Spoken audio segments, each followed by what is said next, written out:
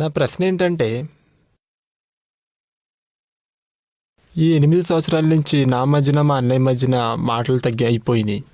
దాని ముందు మా నాన్నగారు చనిపోయారు. అయితే ఇంట్లో పెద్ద విషయాలు ఏదైతే ఉందో, అయితే వాడు ఇంకోటేదో ఆలోచిస్తారు, నేను ఇంకోటేదో ఆలోచిస్తాను. అయితే మా ఇద్దరు అభిప్రాయాలు కలవు. మేము ఏ నిర్ణయం తీసుకోలేకపోతున్నాం. ఒకే ఇంట్లో ఉంటారా? ఒకే ఇంట్లోనే ఉంటాం. ఇద్దరికీ పెళ్ళయిందా? మా ఇద్దరిది ఎవరిది పెళ్ళవలా. అందరూ అన్నదమ్ముల్లో పెళ్ళయ్యాక గొడవలు భార్య వల్ల అవుతుంది. మీకు దానికంటే ముందే అయింది. కానీ నిర్మా, వాడిది నా మధ్యన ఏమీ లేదు. కానీ కొన్ని విషయాల వల్ల మా ఇద్దరి మధ్యన ప్రాబ్లమ్స్ వచ్చినాయి. ఎదురెదురుగా కూర్చుని పరిష్కారం ఆలోచించండి. అడగండి, ఏంటి ప్రాబ్లమో అని అడగండి. రెండు లెంపకాయలు కొట్టాలంటే కొట్టండి. ప్రాబ్లం ఏంటి సాల్వ్ చేయండి. నిర్మా, మధ్యలో మేము మాట్లాడటం మొదలు పెట్టాం, కానీ మాకు కంఫర్టబుల్గా లేదు. అందుకని మళ్ళీ మాట్లాడటం మానేశాం. ఇంకా నా వల్ల వాడి జీవితం పాడైపోయింది.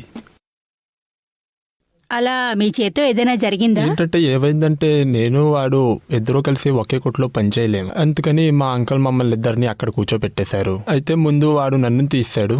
ఇంకా దాని తర్వాత నేను వెళ్ళి కంప్లైంట్ చేశాను, అతన్ని తీశారు. ఇంకా ఇద్దరు రోడ్డుపై వచ్చేశారు. ఇంకా ప్రాపర్టీ ఏదైతే ఉందో అది మా అంకుల్ తీసుకెళ్ళిపోయారు. అయితే ఇప్పుడు దీనికి సొల్యూషన్ ఏమీ దొరకట్లేదు. ఇంకా ముందు ఏం చేయాలి? నేను మా అమ్మ ఇద్దరం కలిసి ఆలోచిస్తాం, కానీ నాకు ఏ సొల్యూషన్ దొరకదు. కానీ 1 సంవత్సరం నుంచి మేము విడిపోయాం ఇద్దరం, కానీ అక్కడి నుంచి ఇద్దరం కలవట్లేదు. ఏం మాట్లాడాలో తెలియటం లేదు. ఇప్పుడు మీ ఇద్దరు ఏం చేస్తున్నారు? నేను జాబ్ కోసం సెర్చ్ చేస్తున్నాను. ఇప్పుడు నాకు దొరికింది, కానీ మా అన్నయ్య ఇప్పుడు రాజ్కోట్లో ఉంటాడు. జాబ్ చేస్తున్నాడా? చదువుకుంటున్నాడు. తను చదువు మధ్యలోనే వదిలేశాడు, ఎందుకంటే మా నాన్నగారు మధ్యలో చనిపోయారు కనుక.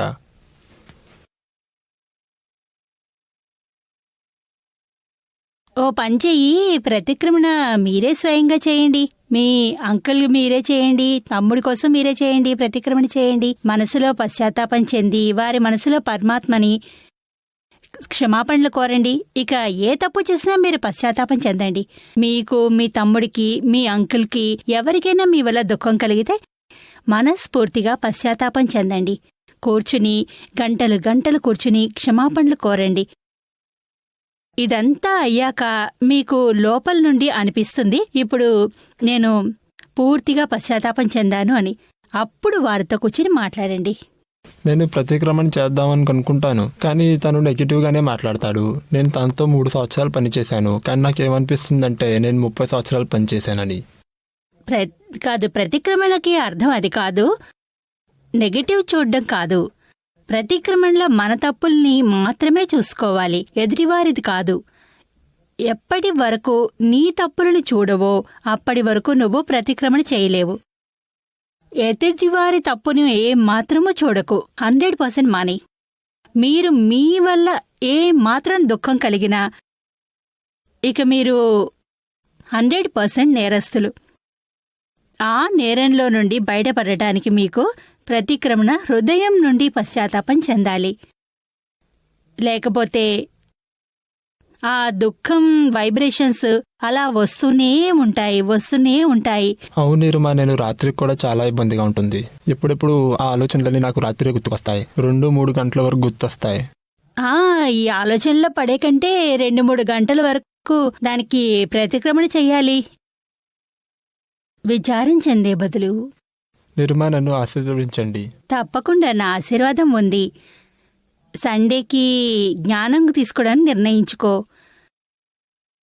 మొత్తం చెడు భావన కలిగితే తొలగించేయి. ఎందుకంటే ఈ బంధాలున్నాయే, బంధుత్వాలు దగ్గరవి, లేదా ఎంతో అనురాగం గత జన్మది ఉంటుంది, లేదా ఎంతో ద్వేషం ఉంటుంది. అదే ఈ కలియుగంలో ఎంతో దగ్గరగా వస్తాయి. వచ్చి రుణాన్ని తీర్చుకుంటాయి. రుణాన్ని తీర్చుకోవడానికి వచ్చాం మనం. మరి ఈ బాకీ నుండి బయటపడాలి. ఇదే ప్రతిక్రమణ చేయాలి, పశ్చాత్తాపం చెందాలి. ఆ తర్వాత అతని దగ్గరికి వెళ్లి కాళ్లు పట్టుకుని క్షమాపణలు కోరు, మనస్ఫూర్తిగా కోరు. అన్నదమ్ములు, ఒకే తల్లి రక్తం మీరు. ఇక తప్పక మిమ్మల్ని క్షమిస్తాడు. ఇక మీరు కావాలని ఏమీ చేయలేదు, ఇదంతా అయిపోయింది. అవును నిర్మా, నేను 10 సంవత్సరాల నుంచి నన్ను నేనే ఆపుకున్నాను. ఏంటంటే నేను అక్కడ వెళ్ళకూడదు, అది వాడికి ఇష్టం లేదని. ఒకరోజు ఏమైందంటే నేను వెళ్ళిపోయాను. ఇంకా నేను వెళ్ళిపోయాను కంప్లైంట్ చేయడానికి. బయటకు వచ్చాడు. అతనికి బాధ కలిగింది, అవును భేదం ఏర్పడింది. అన్నదమ్ములు ఒకటి దూరంగా ఉన్నారు. కంప్లైంట్ అంకుల్తో అయ్యింది. మీ అంకుల్ వల్ల అయ్యింది ఇదంతా. దానివల్ల వారికి దుఃఖం కలిగింది, గాయం ఏర్పడింది మనసు. ఎవరికైతే తండ్రి మరణించాక పెద్ద అన్ననే తండ్రిగా అనుకుంటారో అందుకోసం అతని బాధ ఎక్కువగా ఉందన్నమాట. అక్కడ పెద్ద గోడ ఏర్పడింది. నాకంటే ఎక్కువ అంకుల్ వాడికి ఇష్టమా? నా కంప్లైంట్ అక్కడికి వెళ్ళి ఇస్తాడా? మీ పట్ల భేదం ఏర్పడింది, విడిపోయారు. అందువల్ల చాలా భారీగా ప్రభావం పడింది. ఈ ప్రతిక్రమణ చేయడం వల్ల ఇవన్నీ పోతాయి. ప్రేమగా ఇక ఉండండి. ఎంత మీ పట్ల నెగటివ్ యాటిట్యూడ్ అనేది ఉన్నా అతని పట్ల మీరు పాజిటివ్గానే ఉండడానికి ప్రయత్నించండి. ప్రేమగానే ఉండండి. వారి తప్పుల్ని, వారి నేరాల్ని చూడడం మానేయండి. ఏది ఉన్నా నా తప్పు వల్లే అయింది ఇలా స్వీకరించండి. మనసుని శుభ్రంగా చేసుకోండి. నేరుమా చెప్పు. నాకింత వయసు వచ్చేసింది, అయినా కూడా క్రికెట్ అంటే చాలా పిచ్చిపోవట్లేదు. తెలియట్లేదు కానీ ఇంకేమీ చూడను. న్యూస్లో, టీవీలో మ్యాచ్ వస్తుంటే నేను ఇక కూర్చుడిపోతాను. ఇక ఓటమి చూసి బాధపడతారు కూడా అన్నమాట. ఒకవేళ ఇండియా ఓడిపోతే చాలా బాధగా ఉంటుంది, కైనా చూస్తాను. కానీ దుఃఖించడానికి టీవీ చూడాల్సిన పనేముంది? మీకు తెలిసే కదా చూశాక బాధపడాల్సి వస్తుందని. ఇక చూడడం దేనికి? పోనీ పోవట్లేదు, తెలిసేది చూడకూడదు అని, ఇది తప్పు పని అని తెలుసు, అయినా కూడా కూర్చుండిపోతాను చూడ్డానికి. ఇదంతా ఆటే. నిజంగా ఏమైనా అవుతుందా? ఆటే. పిల్లలకంటే పర్వాలేదు. ఇక మన టైంని ఇందులో వేయడానికి బదులు మన వయస్సు ఇంకా అయిపోతోంది. మన మూటని కట్టాలి, అన్నీ సర్దుకోవడం మొదలు పెట్టాల్సిన టైం ఇది. అమ్మా చదువుతాను కదా, మీ పుస్తకాలన్నీ చదువుతాను, అయినా దృష్టి మాత్రం అక్కడే ఉంటుంది. ఇప్పుడు మ్యాచ్ నడుస్తుంది, ఏమవుతుంది, ఎవరికైనా అడగాలి, అదేమైపోయింది, ఇలా ఎలా పోతుంది, ఏం జరుగుతుంది, ఓడిపోతారో లేదా గెలుస్తారో, ఇంకేముంది మూడోది.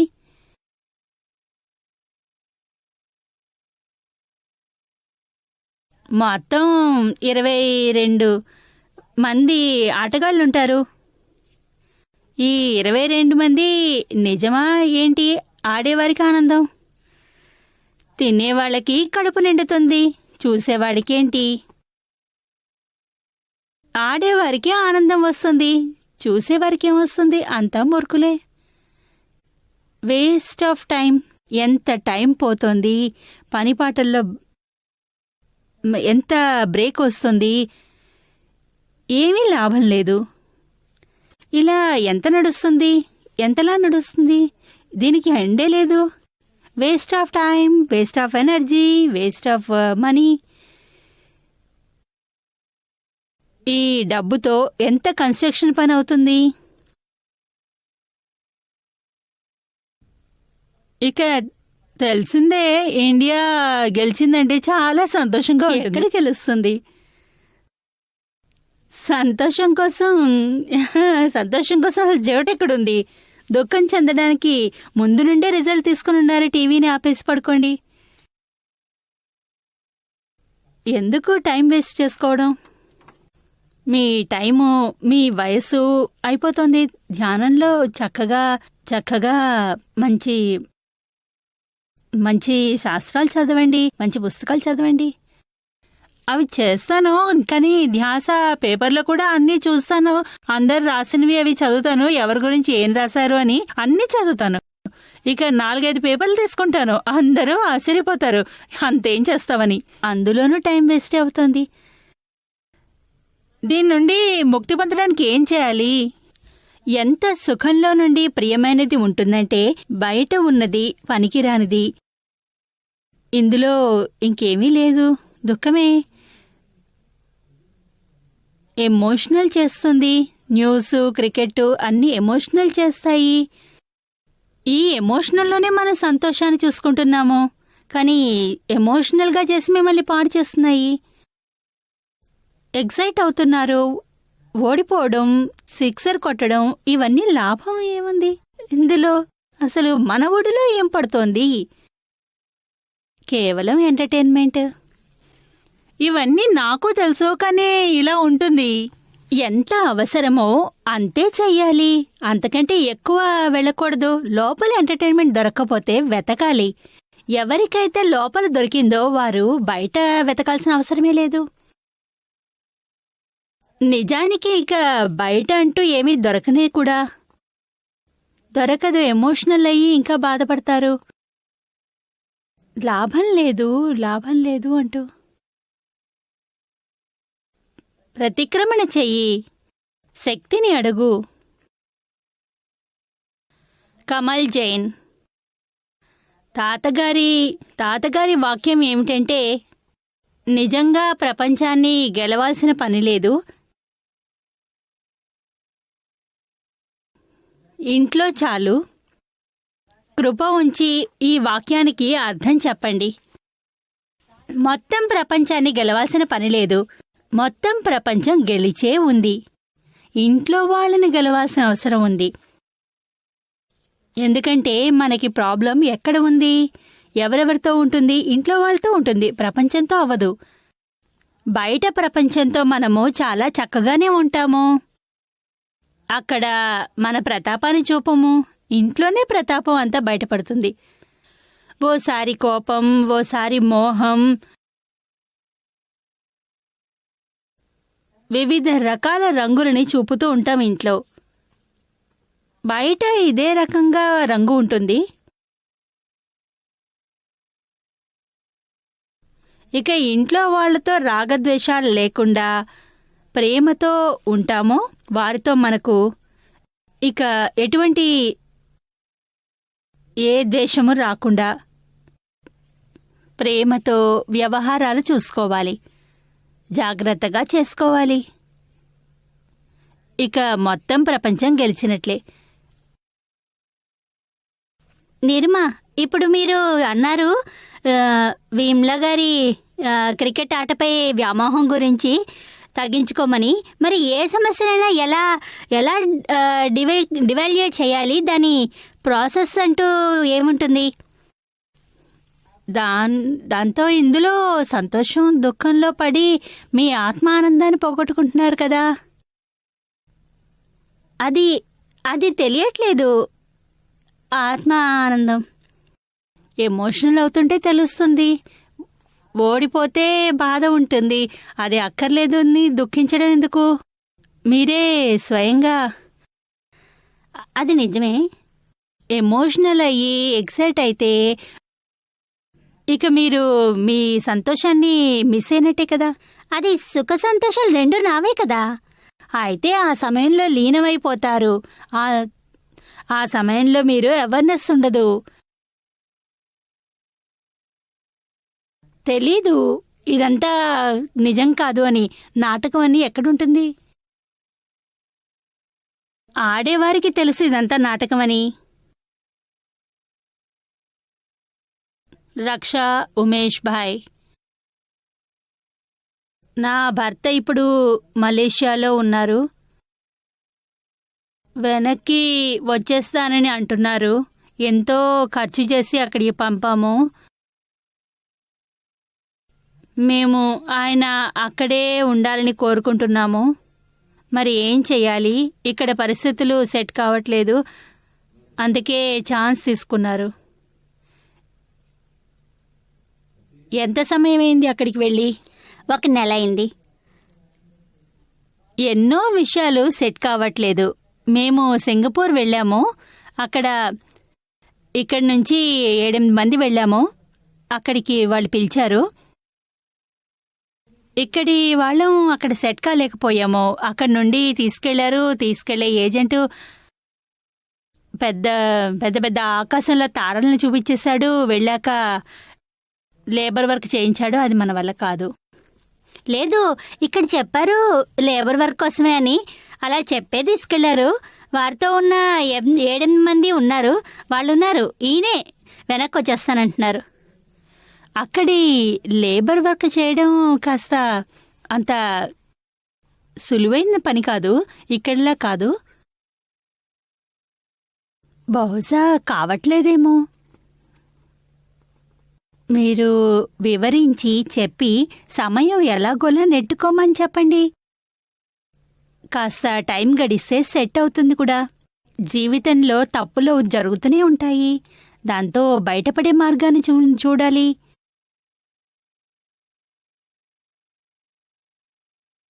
దానికోసం పశ్చాత్తాపం చెందండి, ప్రాయశ్చిత్తం చేయండి, ప్రతిక్రమణ చేయండి.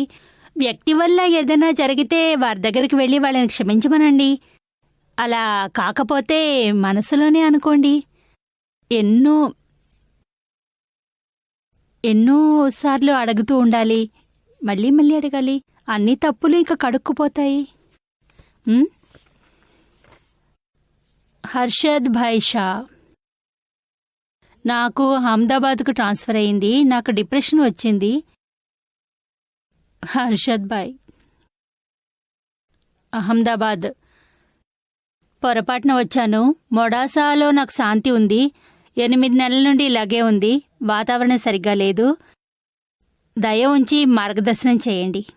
అందరూ చిన్న ఊరు నుండి సిటీ రావడానికి ఎంతో చేస్తారు, మొక్కుకుంటారు. ఏ విధంగా అహ్మదాబాద్ నుండి ట్రాన్స్ఫర్ అవుతుందో అని మీకు దొరికితే మీరు బాధపడుతున్నారు. అంటే మన మనసు కూడా ఎలాంటిదో చూడండి. మంచి జరిగినా స్వీకరించలేరు, చెడు దొరికినా స్వీకరించలేరు. కొన్ని రోజులు మీకు అనిపిస్తుంది ఇప్పటికింకా 5 నెలలే అయింది. నియమం ఏమిటంటే కొత్త ప్లేస్కి ఏదైనా వెళ్తే 1-2 ఏళ్లు అడ్జస్ట్ కావడానికి పడుతుంది. తెలిసిందా? మిగతా ఉద్యోగంలో ఇబ్బంది ఏమీ లేదు కదా? ఎలాంటి ఇబ్బంది లేదు. ఇక అహ్మదాబాద్లో నేనున్నాను. సత్సంగానికి వస్తూ ఉండండి. మనస్సుని ఉంచుకోండి. మీకు అనిపిస్తుంది, ఆహాహా ఇది నాకు వరం అయిందే, అహ్మదాబాద్ రావడానికి దొరికింది, నా ఆత్మకు తాకింది. మీ ఇంట్లో వాళ్ళని తీసుకుని రండి. ఇక రేపు ఎల్లుండి తప్పకుండా రా. ఎల్లుండి జ్ఞానవిధి ఉంటుంది, తీసుకో. ఎంతో శాంతి లభిస్తుంది. ఇక ఈ అహ్మదాబాద్లో అక్కర్లేదు, మెడాసాలో ఉండక్కర్లేదు, ఢిల్లీ, అమెరికా ఎక్కడ ఉన్న ఆత్మలో ఉండడం అవసరం.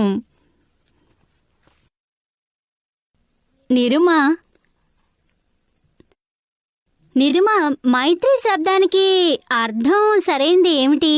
ఎందుకంటే ప్రతి రిలేషన్షిప్కి అది భార్యాభర్త లేదా తల్లిదండ్రులు లేదా పిల్లలు కానివ్వండి, బాస్ వర్కర్తో, ఇంకా గురు శిష్యుల విషయంలో కానివ్వండి, ప్రతి రిలేషన్షిప్లో అది కాస్త వస్తూనే ఉంటుంది. చాలా పెద్ద రోల్ ప్లే చేస్తుంది. అలాగే ఏ రిలేషన్షిప్ అయినా ఏర్పడడంలో లేదా కోల్పోవడంలో ఈ శబ్దంపై చాలా ప్రాధాన్యత ఉంటుంది. దీనికి సరైన అర్థం ఏమిటి? ప్రతి రిలేషన్షిప్లో ఏ విధంగా దాని బేస్ ఉండాలి?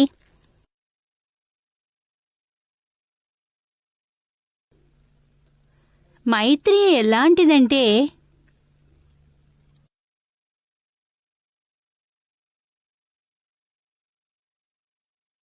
ప్రతి రిలేషన్ తమ తమ స్థానంలో చక్కగా ఉంటుంది.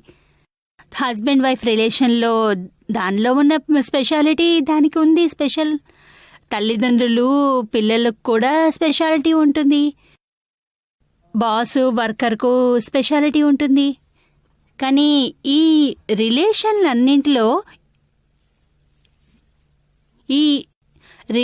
అన్నింట్లో రాగద్వేషాలు రెండూ వస్తాయి.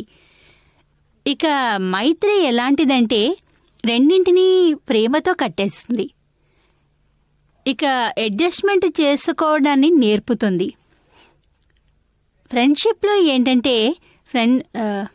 ఫ్రెండ్షిప్లో ఏంటవుతుందంటే మీకు మిత్రులతో ఎప్పుడు అడ్జస్ట్మెంట్ చేసుకోవాలి. మీకు నచ్చినట్టుగా ఏది జరగదు. ఎన్నోసార్లు మీరు లెట్ గో చేయాల్సి ఉంటుంది, ఎన్నోసార్లు వాళ్ళు లెట్ గో చేస్తారు. అడ్జస్ట్ అవుతూ ఉండాలి. అప్పుడే మిత్రత్వం నిలుస్తుంది. లేకుంటే మిత్రత్వం నిలవదు, కూలిపోతుంది. ఎప్పుడూ మైత్రిని ఉంచుకోవడానికి అడ్జస్ట్మెంట్ తీసుకోవాలి. ఈ అటాచ్మెంట్ అలాంటిది.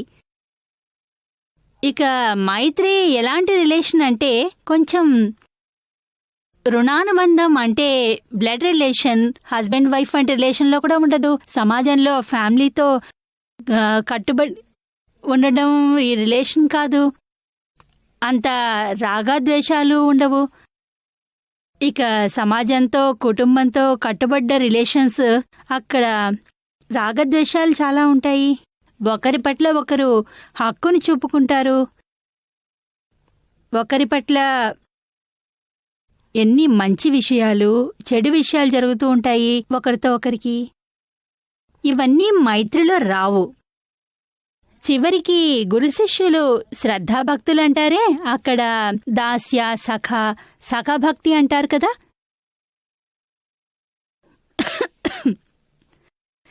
గురు శిష్యుల మధ్య భగవంతుని పట్ల సఖాభక్తి, భగవంతుని పట్ల మైత్రి భక్తి రూపంలో ఉంటుంది. ప్రతి చోట ఇది వస్తుంది. కాని దీని అర్థాన్ని తెలుసుకుని సరిగ్గా ఏ విధంగా మైత్రి ఉండాలి అనేది, మైత్రిలో త్యాగం ఉండాలి, పొందాలి అన్నది కాదు, కోల్పోవడం ఉంటుంది.